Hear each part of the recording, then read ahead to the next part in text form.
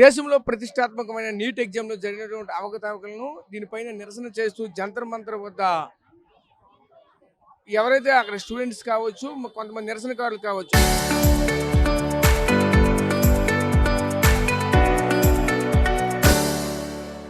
వాళ్ళపైన జరిగిన దాడులకు ఈ రోజు ప్రతిఘటిస్తూ దేశవ్యాప్తంగా కూడా బంద్కు పిలుపునిచ్చిన నేపథ్యం కూడా కనిపించింది. ముఖ్యంగా చూసుకుంటే విద్యార్థి సంఘాలంతా కూడా మండిపడుతున్న నేపథ్యం కూడా కనిపించింది. ఇదే కారణంతో ఈరోజు దేశవ్యాప్తంగా కూడా బంద్నైతే విజయవంతంగా చేస్తున్న నేపథ్యం కనిపిస్తుంది. ప్రస్తుతం చూసుకుంటే నేనైతే విజయనగరం జిల్లా విజయనగరం పట్టణ పరిధిలో ఉన్నటువంటి ఎంఆర్ డిగ్రీ కాలేజ్ ప్రస్తుతం అయితే ఉన్నాను. ఇక్కడ చూడొచ్చు, ఇక్కడ చూస్తే ఇక్కడ లోపల ఉన్నటువంటి పిల్లలంతా కూడా బయటికి వచ్చేసినటువంటి పరిస్థితులు అయితే ఉన్నాయి. ప్రస్తుతం ఏదైతే బంద్ అంతా ప్రశాంతంగా కొనసాగుతూ ఉన్నది. ఇక్కడ ఎస్ఎఫ్ఐ, డివైఎఫ్ దీనికి సంబంధించి ఏవేవైతే విద్యార్థి సంఘాలు ఏవైతే ఉన్నాయో విద్యార్థి సంఘాలన్నీ కూడా వచ్చి ఈ బంద్ని పిలుపునిస్తున్న నేపథ్యం కూడా కనిపిస్తుంది. చూడొచ్చు, లోపల ఉన్నటువంటి విద్యార్థులంతా కూడా బయటికి వచ్చేసినటువంటి పరిస్థితి. లోపల ఎవరు కూడా క్లాసులో నుంచి అందరూ కూడా క్లాసులని విస్మరించి బయటకు వచ్చిన పరిస్థితి వచ్చిన పరిస్థితి ఉంది. ముఖ్యంగా చూసుకుని వీళ్ళందరినీ కూడా లోపల ఉన్న మన పిల్లలందరూ కూడా బయటికి పంపించే యోచనతో ముందుకెళ్తున్న నేపథ్యం కూడా కనిపిస్తుంది. అంటే బంద్ని ఖచ్చితంగా ప్రశాంతంగా కొనసాగించాలంటున్నారు.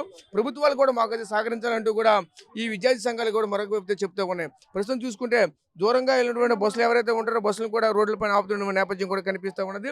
అదే క్రమంలో మరోవైపు చూస్తే ఈరోజు మహారాజా కళాశాల ఏదైతే ఉంది, ఈ కళాశాలలో ఉన్నటువంటి ఈ పూర్తిగా విద్యార్థులు లోపల ఉన్నటువంటి అందరినీ కూడా బయట తీసుకొచ్చినటువంటి పరిస్థితి. వీళ్ళందరినీ కూడా భారీ ర్యాలీగా మరొక వైపు కోట జంక్షన్ వద్దకు వెళ్ళి అక్కడ వీళ్ళందరితో కూడా ఒక ప్రసంగించే కార్యక్రమం కూడా చేపడతామంటూ విద్యాసంఘ నేతలు కూడా చెప్తా ఉన్నారు. దీనికి సంబంధించి మనతో కూడా మాట్లాడే విద్యాసంఘ నేతలు అయితే వాళ్ళతో కూడా మాట్లాడే ప్రయత్నం చేద్దాం. చెప్పండి, ఎలా చూడాలి ఏంటి ఈ యొక్క ఈ కేంద్ర ప్రభుత్వం నిర్వహించినటువంటి ఈ నీట్ ఎగ్జామ్లో జరిగిన అవకతవకలపైన ఈరోజు బంద్ ప్రకటించారు. ఈ బంద్ ఏ విధంగా కొనసాగుతుంది ఏంటిది? నా పేరు రామ్మోహన్, ఎస్ఎఫ్ఐ ఆంధ్రప్రదేశ్ రాష్ట్ర అధ్యక్షులు. ఈరోజు రాష్ట్ర వ్యాప్తంగా విద్యార్థి యువజన సంఘాలు ఇచ్చిన బంద్ జయప్రదంగా సాగుతుంది. ముఖ్యంగా ఈ బంద్ నిర్వహించడానికి కారణం ఏదైతే కేంద్ర ప్రభుత్వం అసమర్థ ఎన్టీఏని నిర్వహిస్తుందో, కేంద్ర విద్యాశాఖ మంత్రి ధర్మేంద్ర ప్రధాన్ 99 సార్లు పేపర్ లీకేజీ కావడానికి కారణం, 43 సార్లు రీ ఎగ్జామినేషన్ కావడం కారణం ఆయన ఈ ధర్మేంద్ర ప్రధాన్ గారు రాజీనామా చేయాలని చెప్పి దేశ రాజధానిలో పెద్ద ఎత్తున విద్యార్థులు యువత పోరాడుతున్నారు. వాళ్ళ పైన నిర్దాక్షిణ్యంగా లాఠీ చార్జ్ చేసి వాళ్ళని గాయపరిచారు. ఈరోజు అమ్మాయిల్ని బట్టలోడ తీసుకొట్టిన పరిస్థితి ఈరోజు ఢిల్లీలో మనం విజువల్స్లో చూస్తూ ఉన్నాం. దీనికి వ్యతిరేకంగా ఈ ఆంధ్రప్రదేశ్ రాష్ట్ర విద్యార్థి యువత పెద్ద ఎత్తున మద్దతుగా ఈ బంద్ని నిర్వహిస్తూ ఉన్నాం. నిన్న రాజ్భవన్ ముట్టడి జరిగింది ఆంధ్రప్రదేశ్లో. ఈ రాజ్భవన్ ముట్టడిలో కూడా ఎస్ఎఫ్ఐ, డివైఎఫ్ఐ, ఏఎస్ఎఫ్, ఏవైఎఫ్ మొత్తం నాయకత్వాన్ని పెద్ద ఎత్తున పోలీసులు నిర్బంధించారు. దీనికి వ్యతిరేకంగా ఈ బంద్ నిర్వహిస్తున్నాం.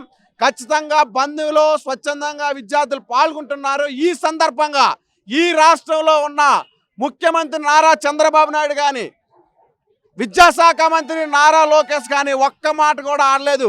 ఈరోజు ప్రతిపక్షంలో ఉన్న జగన్మోహన్ రెడ్డి గారు కూడా ఈ లాఠీ చార్జ్ పైన కానీ, విద్యార్థులు తెలుపుతున్న నిరసన పైన కానీ ఒక్క మాట కూడా ఆడలేదు. ఈరోజు బీజేపీకి బందీలుగా ఉన్నారా అని చెప్పి మేము ప్రశ్నిస్తున్నాం. ఇంకొక ఆయన ప్రశ్నించడానికే నేను పార్టీ పెట్టాను, పోరాటానికే నేను పార్టీ పెట్టానని ఆయన నిన్ను స్పందించాడు ట్విట్టర్లో. ఏమని స్పందించాడు? ఈ పోరాటం ఒక దేశ వ్యతిరేక పోరాటంగా మాట్లాడుతున్నాడు. ఎందుకు అలా మాట్లాడొచ్చిందంటే, ఈరోజు విద్యార్థులు అడిగిన కోరికల న్యాయమైనవి కాదా అని చెప్పి పవన్ కళ్యాణ్ గారిని మీరు సూటిగా ప్రశ్నిస్తూ ఉన్నాం. ఈరోజు నీట్ పేపర్ లీకేజ్ అవడం వాస్తవమా కాదా? దాని మీద నువ్వు ఎందుకు మాట్లాడలేదు? నీ నోరు ఎందుకు మోగబడింది? ఈరోజు విద్యార్థుల పైన లాఠీ చార్జ్ చేయడం వాస్తవమా కాదా? అమ్మాయిల్ని బట్టలోడ తీసి కొట్టడం వాస్తవమా కాదా? అమ్మాయిల్ని మగ పోలీసులు మ్యాన్ హ్యాండ్లింగ్ చేయడం వాస్తవమా కాదా అని చెప్పి మేము ప్రశ్నిస్తూ ఉన్నాం. ముఖ్యంగా ఈరోజు పవన్ కళ్యాణ్ గారు ఈ పోరాటాన్ని మతంతోనో కులంతోనో లింక్ చేస్తూ ఉన్నారు. ఈరోజు పవన్ కళ్యాణ్కి అయోధ్య రాములారు బంగారం పోయినప్పుడు కళ్ళు చెవులు నోరు పోయాయని చెప్పి మేము ప్రశ్నిస్తూ ఉన్నాం. ఈరోజు పవన్ కళ్యాణ్ కేవలం ప్యాకేజీ స్టార్లా మారిపోయాడు, ప్యాకేజీ స్టార్ లాగా మాట్లాడుతున్నాడు. పవన్ కళ్యాణ్కి ఏ యువత అయితే ఈ రాష్ట్రంలో మద్దతు పలికిందో అదే యువత పవన్ కళ్యాణ్కి వ్యతిరేకంగా కాక్రోజులుగా పెద్ద ఎత్తున తిరగబడతారని చెప్పి కూడా ఈ సందర్భంగా హెచ్చరిస్తా ఉన్నాం. ఖచ్చితంగా కేంద్ర ప్రభుత్వం ధర్మేంద్ర ప్రధాన్ని రాజీనామా చేయించాలి, లేదా మంత్రి పదవి నుంచి బర్తరఫ్ చేయాలా.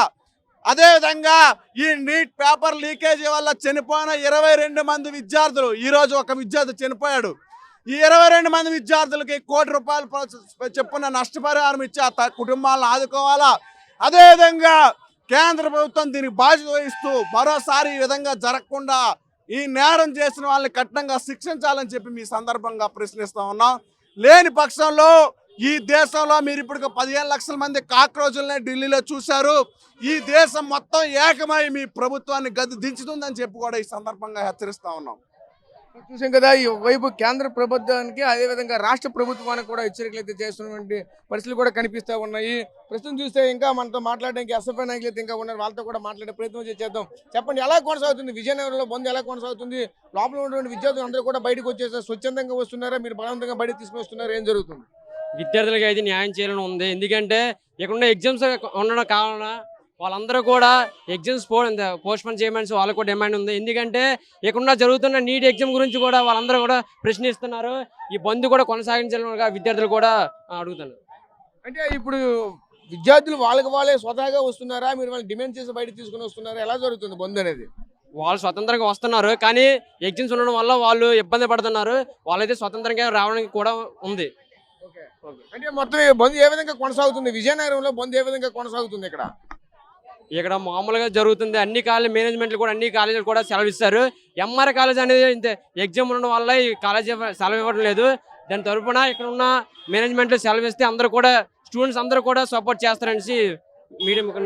సో చూసాం కదా, ఇక్కడ కేవలంగా ఎగ్జామ్ ఉన్న కారణం చేతనే ఎక్కడైతే వెళ్ళి ఇక్కడ నుంచి విద్యార్థులకు అయితే సెలవులు అయితే ఇవ్వలేదు. మిగతా అంతా కూడా బంద్ అయితే మాత్రం అంతా ప్రకటించారంటూ కూడా చెప్తా ఉన్నారు. ముఖ్యంగా చూసుకుంటే ఇక్కడ ఉన్నటువంటి విద్యార్థి సంఘాలు, విద్యార్థులు కూడా చూడొచ్చు, పూర్తిగా నిరసనతో హోరెత్తిపోతున్నటువంటి నేపథ్యం కూడా కనిపిస్తున్నది. ఈ రోజు కేంద్ర ప్రభుత్వం ఎన్టీఏ ఆధ్వర్యంలో నిర్వహిస్తున్నటువంటి ఏవైతే ఎగ్జామ్స్ ఉన్నాయో ఎగ్జామ్స్ లో జరిగినటువంటి పూర్తి స్థాయిలో ఇవన్నీ కూడా అక్రమాలు అయితే జరుగుతూ ఉన్నాయి. దీనికి నిరసనగానే తెలియజేస్తున్నారు.